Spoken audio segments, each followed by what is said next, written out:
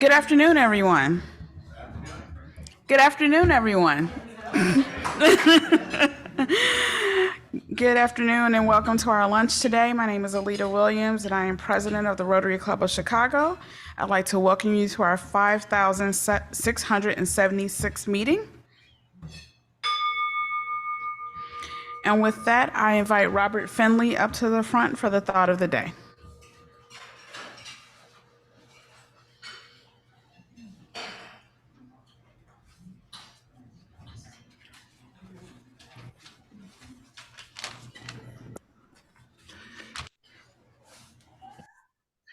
In reading about today's speaker, I was wondering what I could say if I were speaking to the people that she deals with every day and give them some type of encouragement to continue to do what they're doing. And somehow or another, with the computer, you can stumble across all sorts of interesting things. And I came up with several sayings that various famous people have said about a young person and what type of guidance they might give. Some of these had notations as to who said it, others did not. So I'm not going to mention the names that I know or that you might recognize. Success is a sum of small efforts repeated day in, day out. Push harder than yesterday if you want a different tomorrow. It's going to be hard, but hard doesn't mean impossible. Knowledge will bring you the opportunity to make a difference. Disciplined is a diary of what needs to be done. Don't want to do it. Learning ignites curiosity. We never know what we had. Push yourself because no one else is going to do it for you. Every accomplishment starts with the decision to try. Work hard and let whatever happens, happen. If it wasn't hard, everyone would do it. It's hard that makes it great. There is no substitute for hard work. Sometimes later becomes never. Do it now. Education is our own passport to the future, for tomorrow belongs to the people who prepare for it today. Successful and unsuccessful people do not vary greatly in their beliefs. They vary in their desire to reach their potential. If you're not willing to learn, no help. If you are determined to learn, no one can stop you. Strive not to be a success, but rather to be of value. And the final one, I think, maybe applies to all of us. Be strong. You never know who you are inspiring.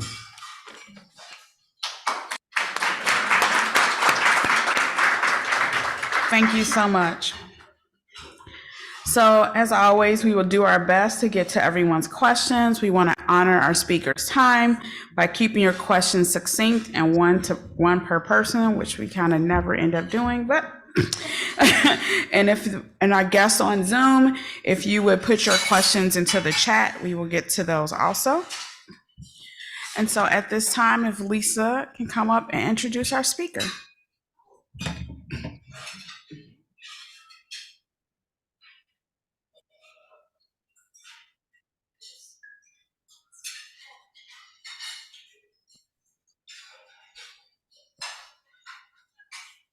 I almost pulled out my grocery list. I'm actually introducing Elizabeth Montgomery, who is going to have the honor of introducing our speaker today. Many of you know Elizabeth. She has been a longtime friend of the Rotary Club of Chicago, starting with being part of our younger team Rotaract group many years ago. And Elizabeth has done many wonderful things over the course of her life, including founding her own non-for-profit called Verneé in Zimbabwe to care for and give a future to young people who had lost their parents to AIDS. Most recently, Elizabeth was working in as the director of advancement for a university called Waterford in what city? There you go. Everyone heard that? Okay. And now she joins us. We came in contact with her again. She moved back to Chicago in February as a major gifts officer for Mikva Challenge. So we're going to hear all about Mikva Challenge. And so Elizabeth, come on up and you will introduce Verneé. Thank you.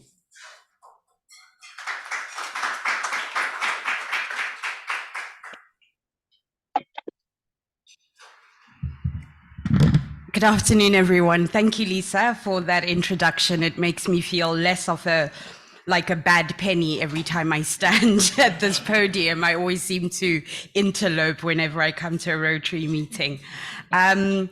This afternoon, I'm delighted to introduce Verneé Green to you. I haven't known Verneé for very long, except I have very good faith in her judgment because she hired me at the beginning of the year to join the development team at Mikva Challenge, where she is the CEO and has been in this position for a little over 2 years. Mikva Challenge is a national civic nonprofit which has engaged over 300,000 youth in its mission of developing youth to be empowered, informed, and active civic leaders who will promote a just and equitable society. Verneé has just over 25 years of experience in education and the nonprofit sector and has been at Mikva Challenge for 5 years, recently serving as the executive director of Mikva's Illinois chapter before her appointment as chief executive officer. Verneé holds a bachelor's degree from Illinois Wesleyan University and a master's degree from the University of Chicago School of Social Service Administration. At the University of Chicago, she was a recipient of the McCormick Tribune Fellowship in Urban and Community Leadership. Verneé is a fellow of Leadership Greater Chicago and in 2022 was a recipient of the Beacon Award, a recognition from the Cafe Group's 1954 project, which honors the impact of Black leaders across the education ecosystem.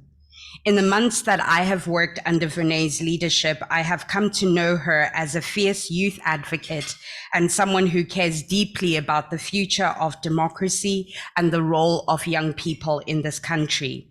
I have no doubt that you will enjoy learning about Mikva Challenge, our legacy, and our role in safeguarding the future through the empowerment of young citizens. Rotarians, please meet Verneé Green.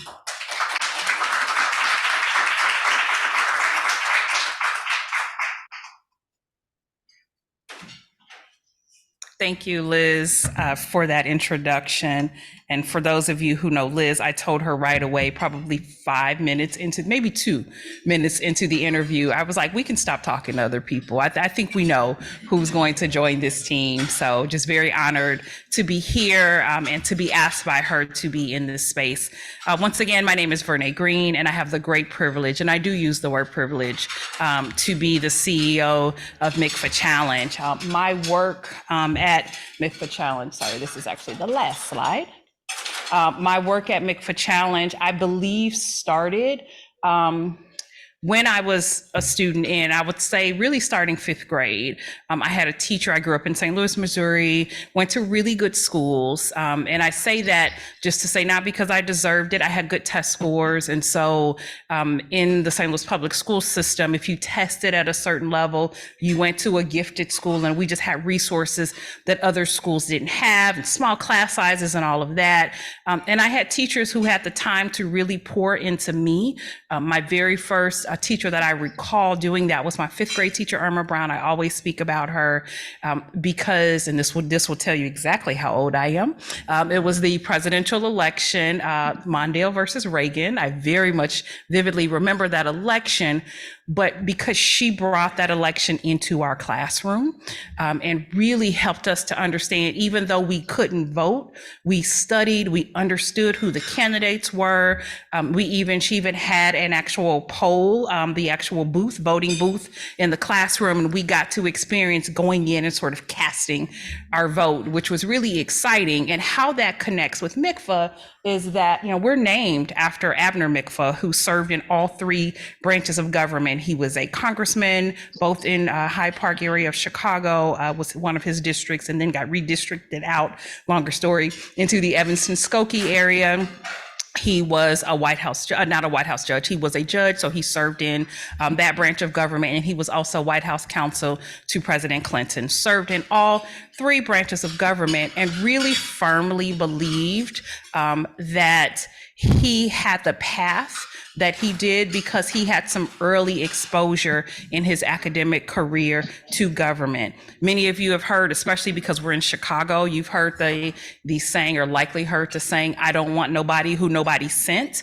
Those were Abner Mikva's words. He actually went to volunteer for a candidate, and the question was asked, "Who sent you?" And he told the committeemen, "No one." And the committeemen said after him, "I don't want nobody who nobody sent." And that became a part of his legacy, because when he finished his career, he thought, you know what, I got into government and politics, kind of fell into it and was not invited. How many other young people would do other things in their life and stay politically connected to their community, but they're uninvited? And so he wanted, and he gathered with a group of friends of his and created this organization called the Mikva Challenge, where we very explicitly target youth that nobody sent to engage them in the political and the policy process, most importantly by helping them discover and amplify their voices. So when I first took this job, I left the organization I was at, and my boss at that time, who was Jewish, said, "What's a mikvah challenge? Like, it's a Jewish bath. What are you talking about? Where are you going?" And I had to explain to her that we are named actually after Abner and Zoe Mikva. And as much of a force as Ab was, I also have to call out his wife, Zoe, because when he and his friends got together to start this organization, he thought, you know what, we'll create this internship for for college students so that they can have internships in the offices of electeds. And his wife, Zoe, said, absolutely not. If they are in college already, they're already on the path. Let's start sooner. And so out of that desire to inform and empower and support young people's development, Mikva Challenge organization was developed, and starting with high school students. And in some states, we actually go as far down as middle school, as kindergarten. And so I'll talk a little bit more about our work. Liz has already shared with you what our mission is. We firmly believe that we're developing young people. We're not teaching them anything. They have already the tools and the skills to understand and take their place in society. So we're developing them to become empowered. I am a former classroom teacher, so that informed piece is really important to me. And I think in this country, making sure that they are informed citizens. We also say, I usually say civic leaders, and we may even change the wording in our mission, because some of our young people are not citizens. They're not eligible to be citizens, but we do think there's a formal place in society that they can take as civic leaders. So this is our mission, and ultimately the goal is that they are going to promote a just and equitable society.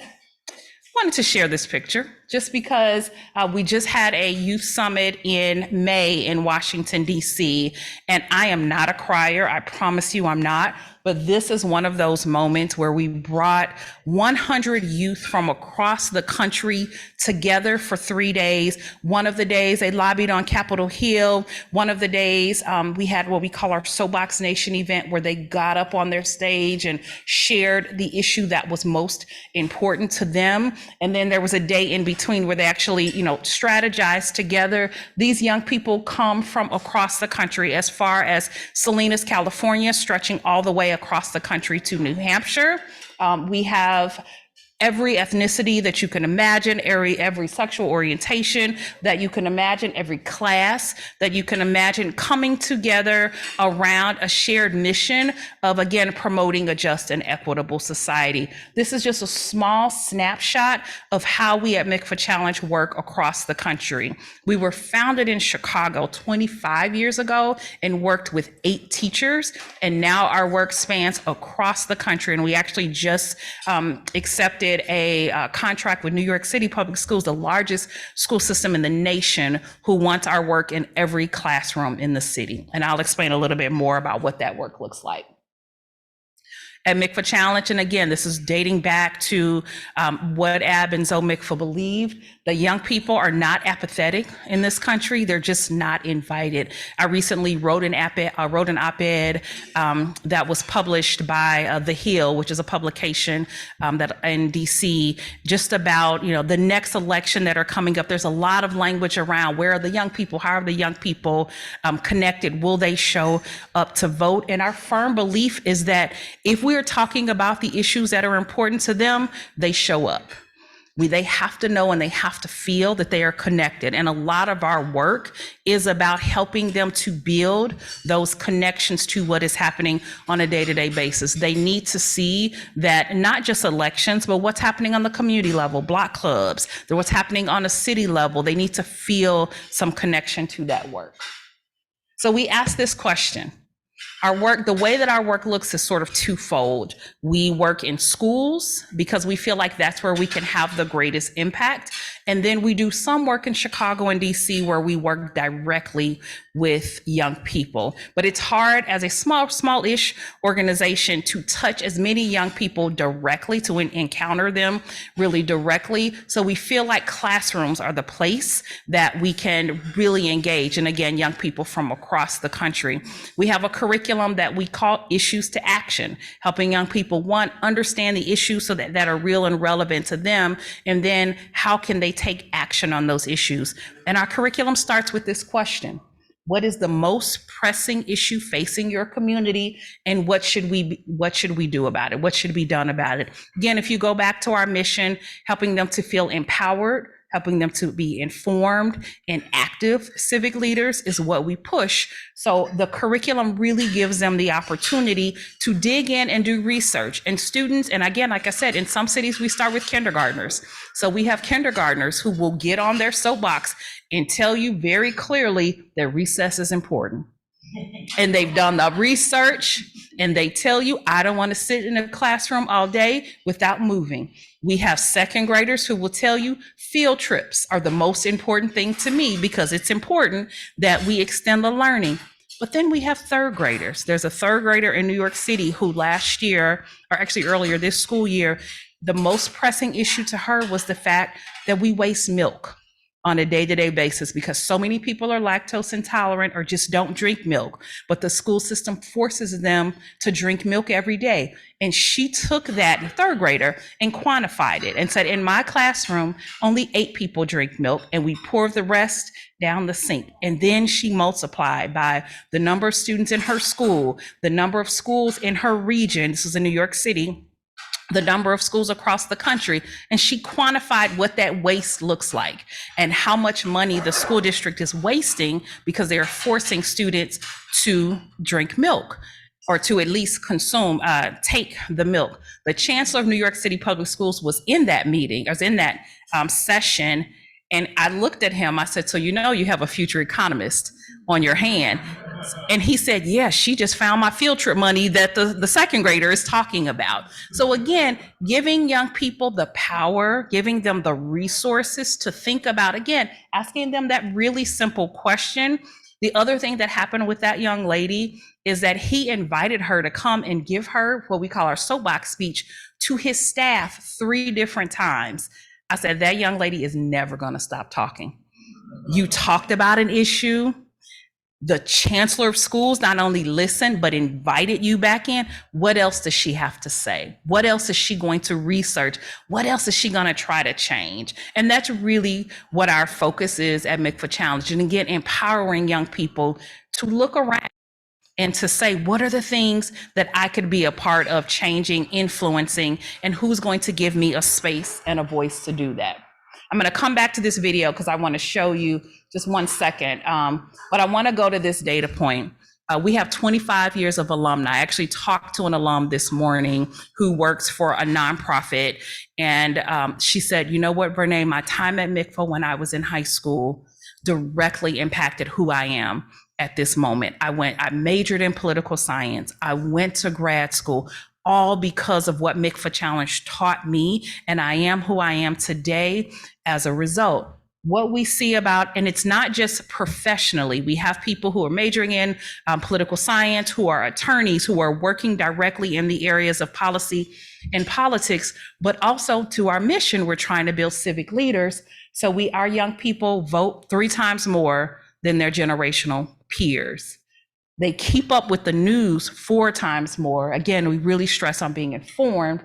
They volunteer in elections 16 times more. Our goal is that young people, and the data point that we don't have on here is not just volunteering in elections, but volunteering in their communities. And again, whether you serve on a school board, whether you are part of your block club, whether you just feel the need to pick up garbage in your neighborhood because it matters, whatever the issue you feel, again, is how you want to be civically engaged.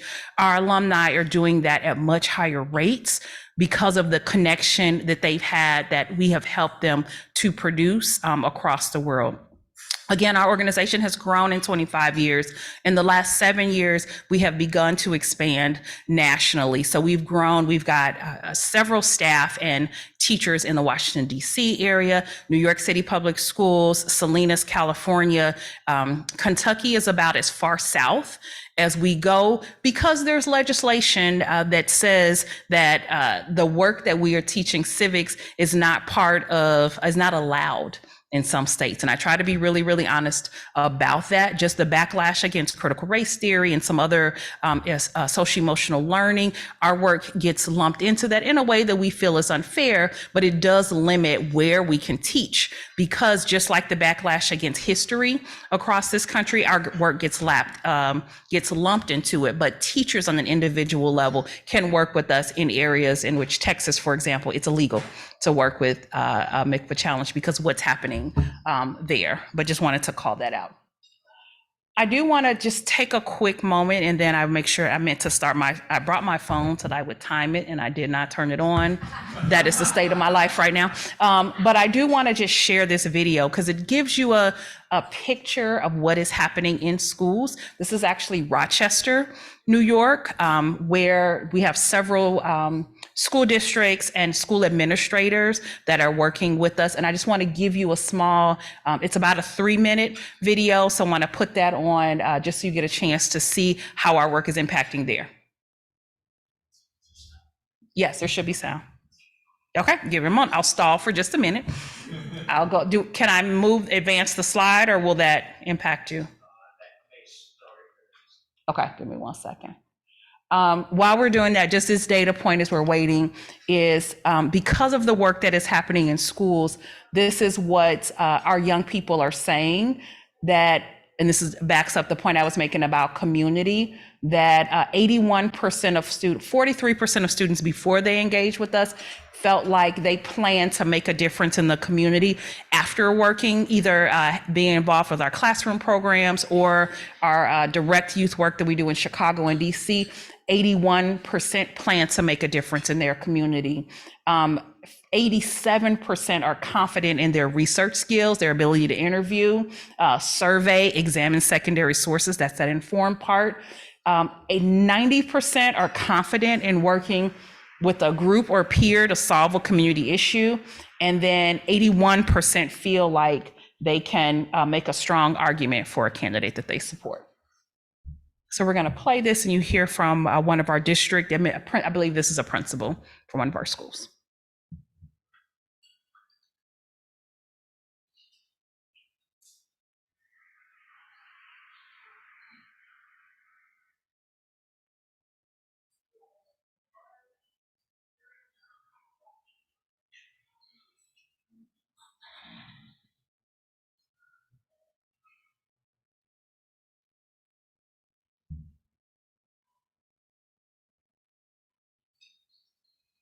If there's not a play button, it should be a play button in there.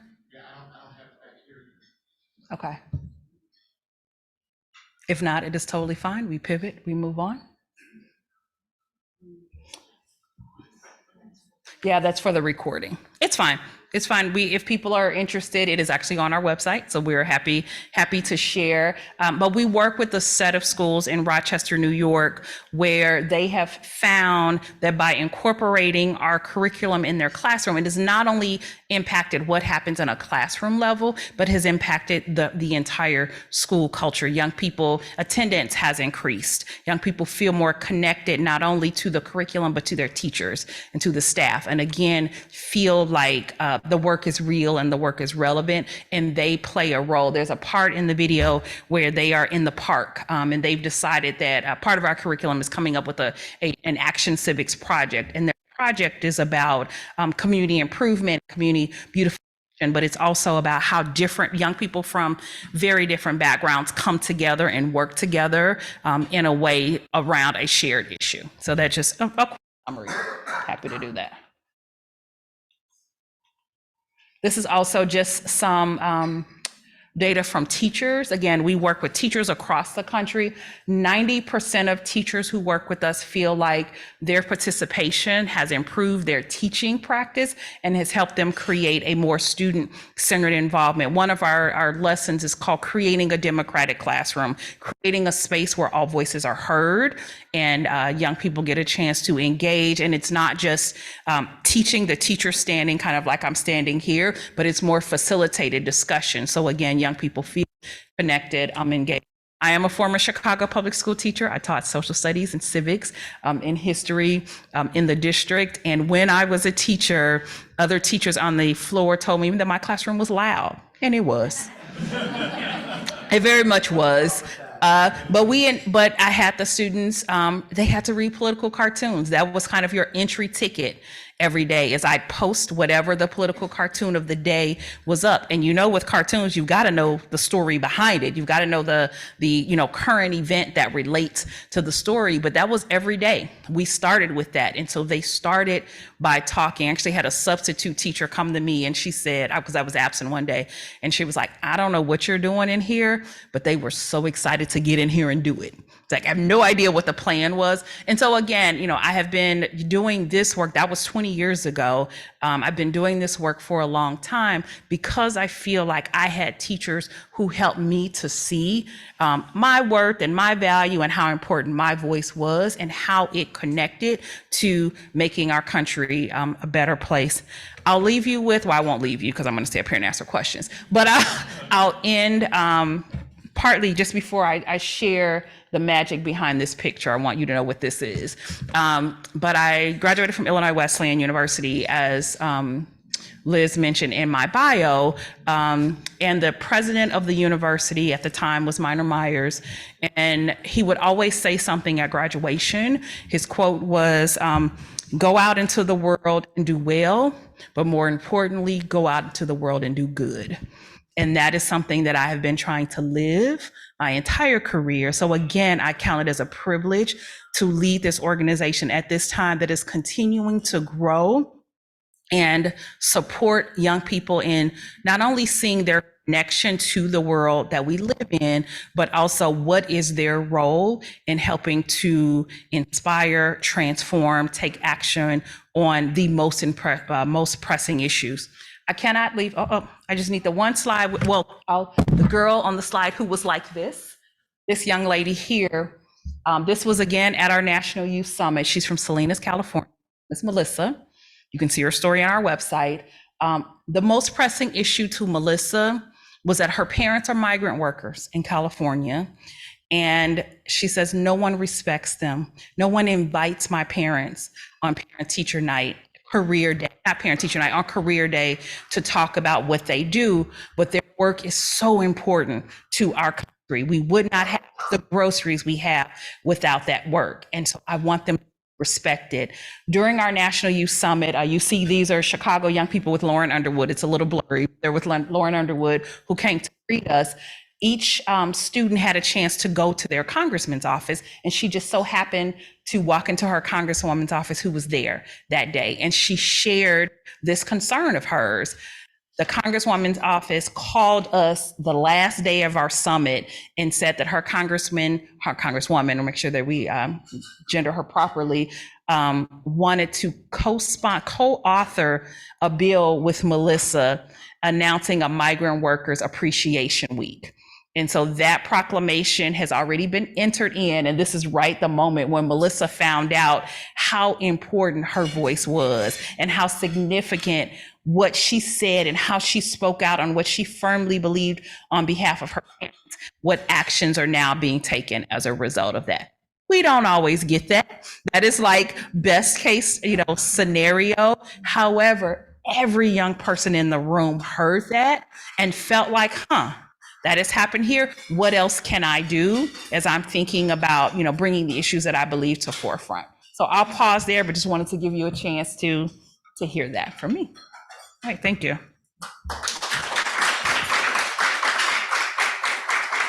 So happy questions. Yes.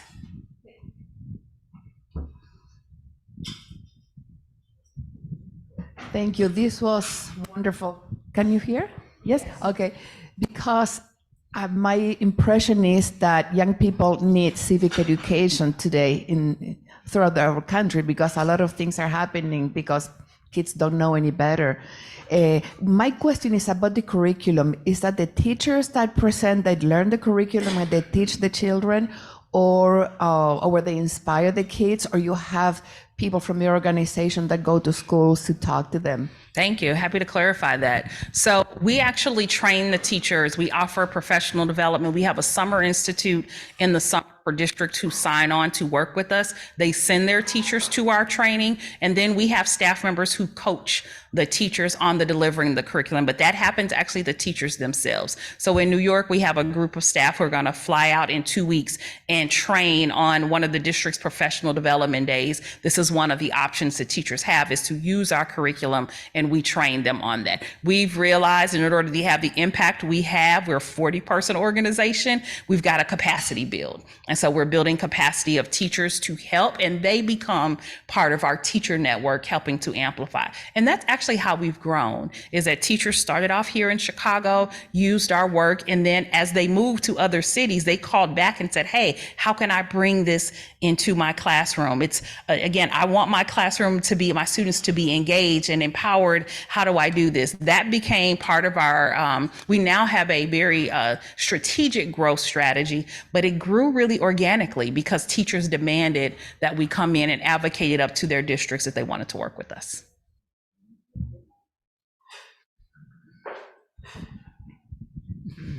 To what extent do you work with organizations other than school districts? So we work with a couple organizations here, Link, Unlimited, and Polished Pebbles.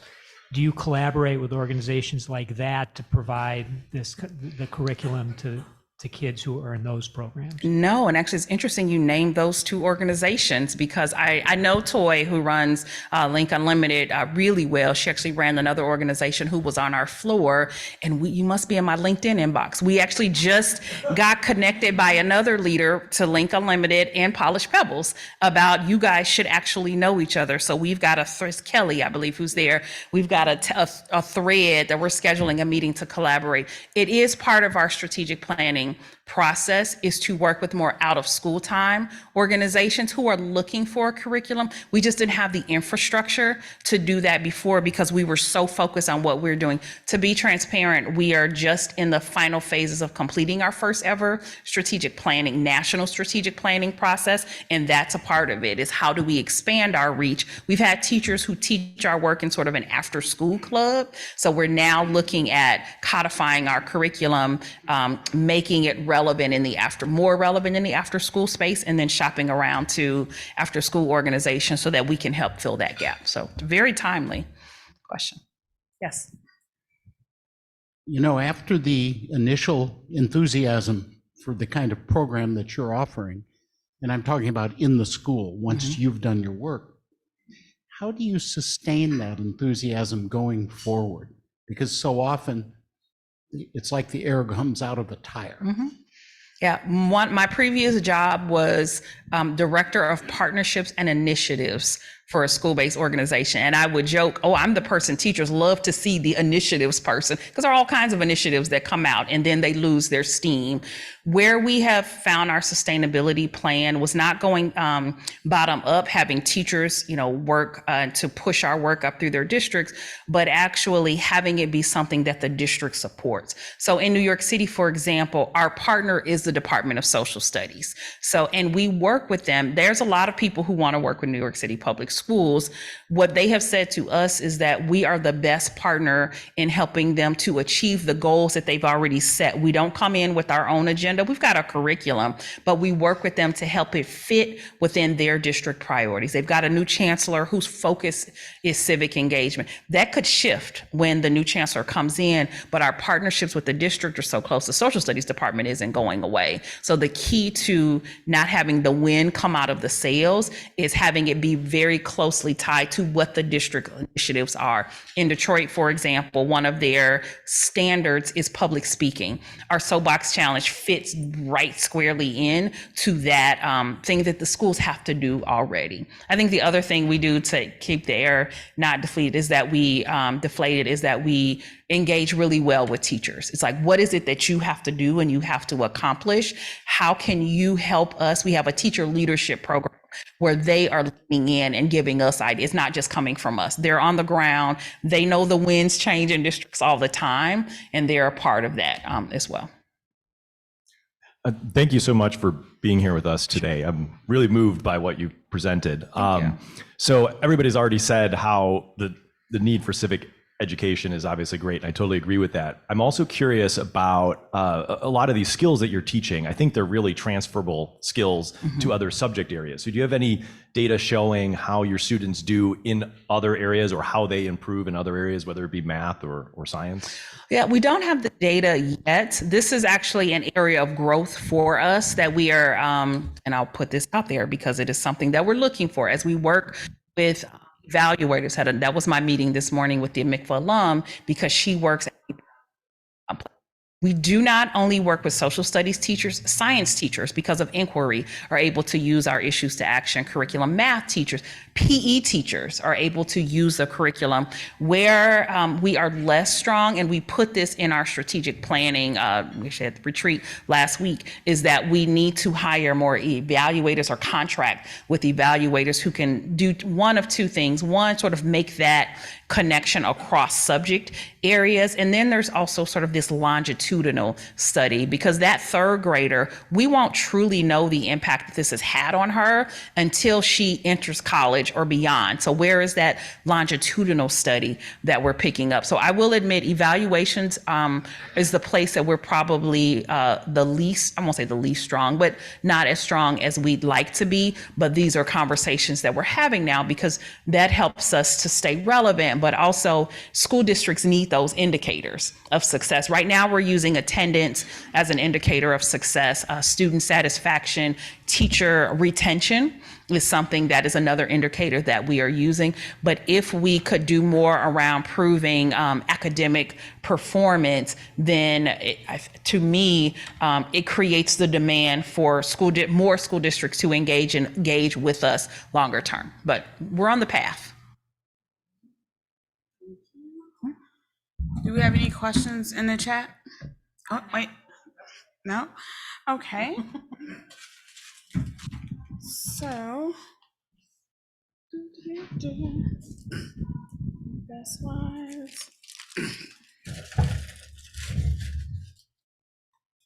Technology is so fun. That's so much fun. Gotta love it. There we go. So we want to thank you today with a cup, a Rotary Club, and we are supporting a nonprofit called Al's Cookie Mix, in which he started a cookie company so that his son, who has autism, and all their friends had a job once they aged out of the Chicago system. So we'd love for you to enjoy that and everything. And thank you so much for being here today. Thank you for the invitation.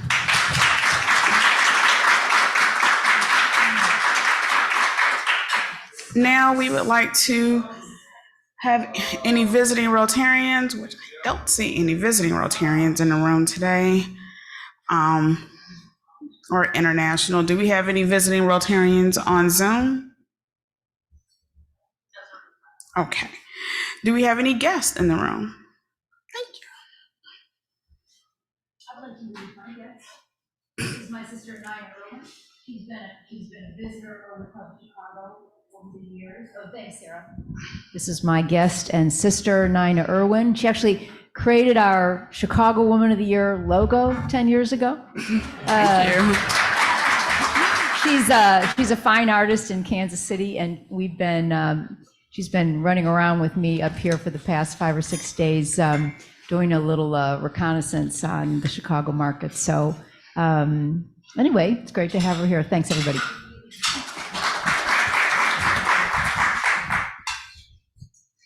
Okay. All right, so we'd love for more guests to come to our meeting, so please feel free to invite all your friends and family and business associates to our future meetings. So our next volunteer opportunity is the CPS Opportunity Grant on September 29th from 3 to 4 o'clock. That information is in the gyrator. And then we have our Illuminati's fundraiser on October 3rd. Please register to say you're going to be there. But we have 3 locations in which me, Sarah, and Laura are having a competition on who can get the most people. So please come out. But also any orders that day from 11 a.m. to 11 p.m. from those 3 locations, even delivery or pickup that day, as long as you say the Rotary Club of Chicago, we will still get a 20% donation to the Rotary One Foundation. So those people who have offices should probably order lunch that day in. It'll probably be from Sarah's place, but I won't be upset about that. We have our member survey, our member satisfaction survey. The deadline is October 13th. Please, it's in the gyrator. We sent an email out. Please take that survey so we know where we are with our members and how we can improve and make everything better. Next, we have Come Home Zone. Our zone event is going to be here October 18th through the 22nd.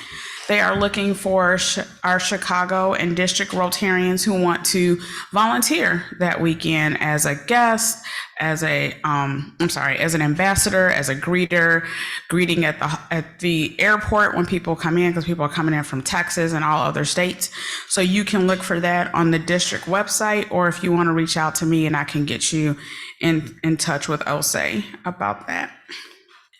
On October 21st, our DEI committee has set up a wonderful event at the Haitian American Museum of Chicago. We have a tour on October 21st from 10 to 12 o'clock. You can please register online and tickets are $25, correct? Then we have World Polio Day that's coming up on October 24th. That day we will have Ina Pinkney is going to come and talk about what it means to be a survivor of polio and how important our polio eradication campaign is for everyone in the world. So she's always been a great speaker.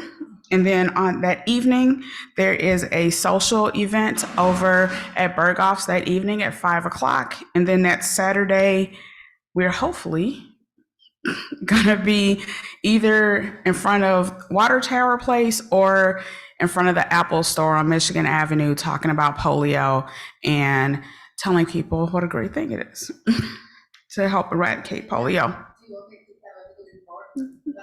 Oh, I'm kind of behind. No, go ahead. Go ahead.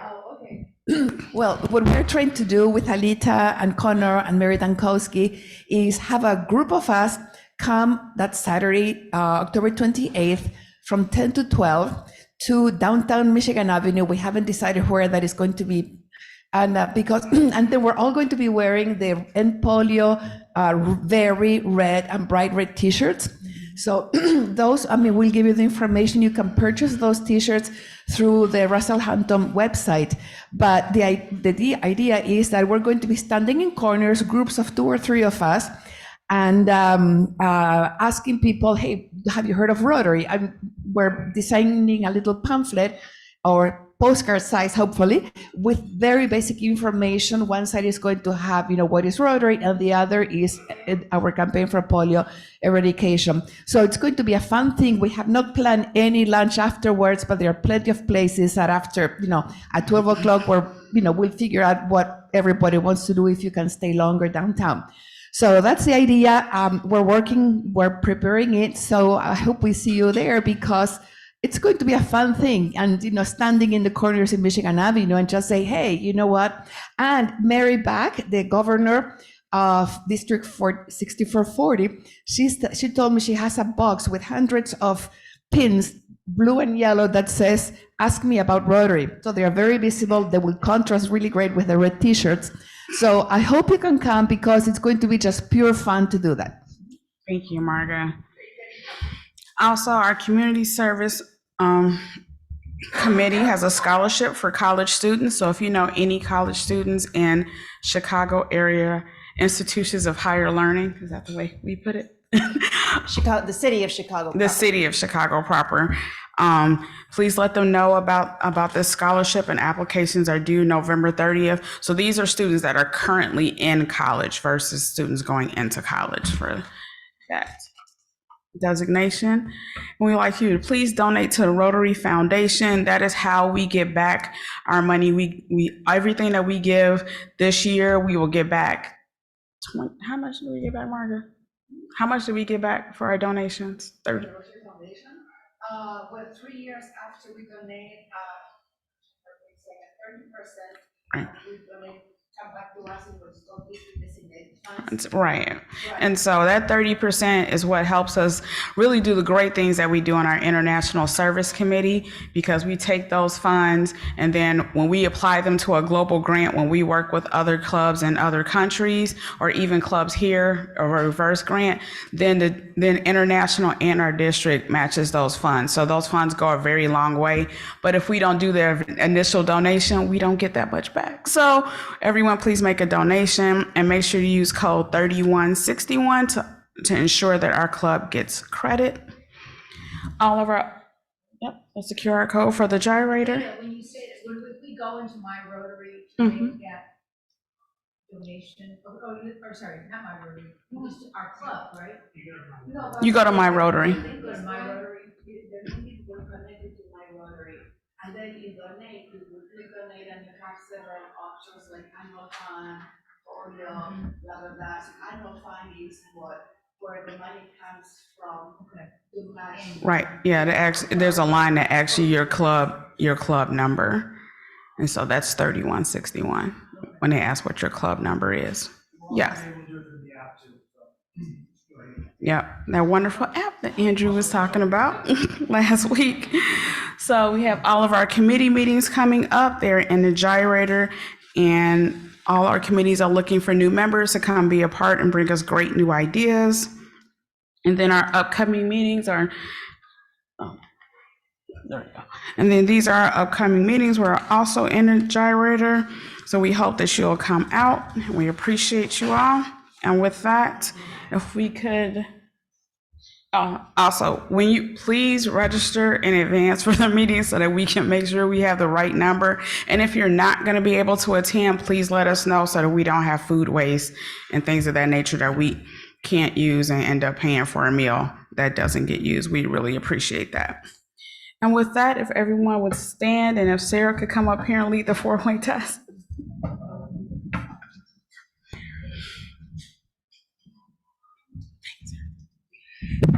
Okay. The four-way test of the things we think, say, or do. Number 1, is it the truth? Number 2, is it fair to all concerned? Number 3, will it build goodwill and better friendships? And number 4, will it be beneficial to all concerned? And then we have a 5th one. Will it be fun? Will it be fun? And thank you. And with that, I adjourn the meeting.